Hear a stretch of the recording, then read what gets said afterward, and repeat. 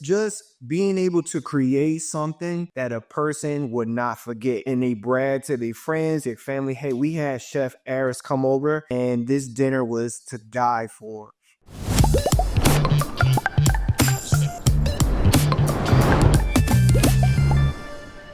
You're both amazing artists, because I know you both call yourselves artists, and I agree 100%. And I know you bring that into your private chef services.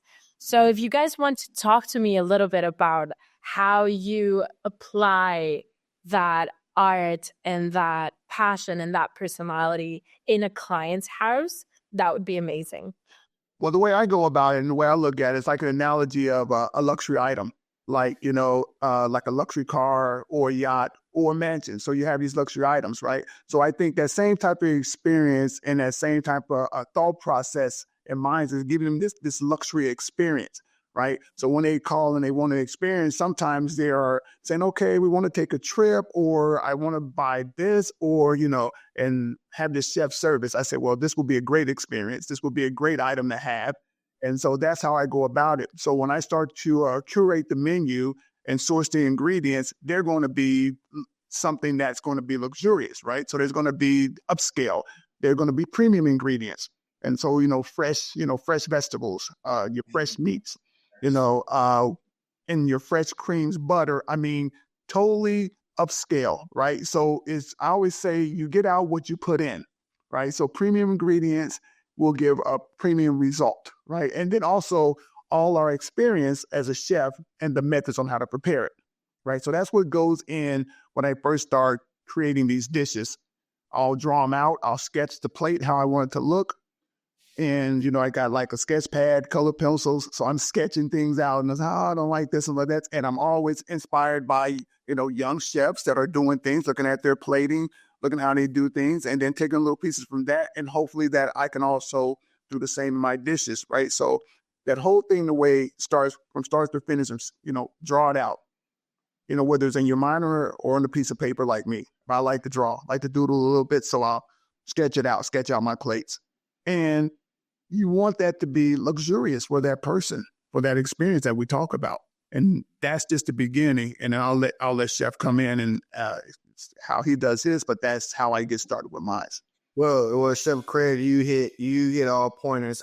Me, I am a big art fan. I love to go to museums to get inspiration. Actually, what you said about sketching out things, Jeff, is something that I've come to do during COVID. I got bored. I couldn't really.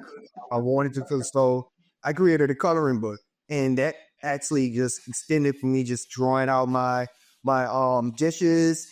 And me personally, for experience, I like to go off with the client has never had before. Hey, tell me something that you don't like. Tell me something that you do like, and I try to sneak it in without them noticing, just to kind of trick their mind a little bit to say, hey, you really like this. You just haven't been prepared the way you liked it.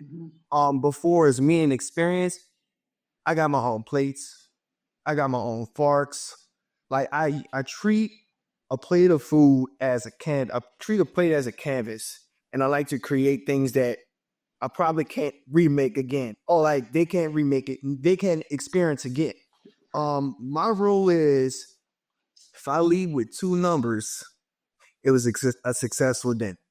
And so far, I've been leaving with 4 or 5 numbers out of those parties. And I'm just being able to create something that a person would not forget. And they brag to their friends, their family, hey, we had Chef Aris come over and this dinner was to die for.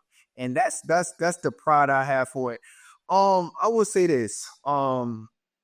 From the fresh ingredients like Chef Craig talked about, farm to table ingredients. I'm a little spoiled. I lived in New York where we had a lot of farmers markets. So ever since then, that's all I shop at.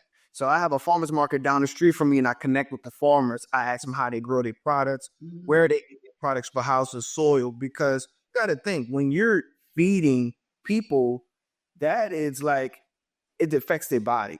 You want to give them the premium, the best thing there is to make them feel themselves. So it's all about preparation. It's all about food, where the food comes from, where it's sourced from, what it's plated on, all type of things.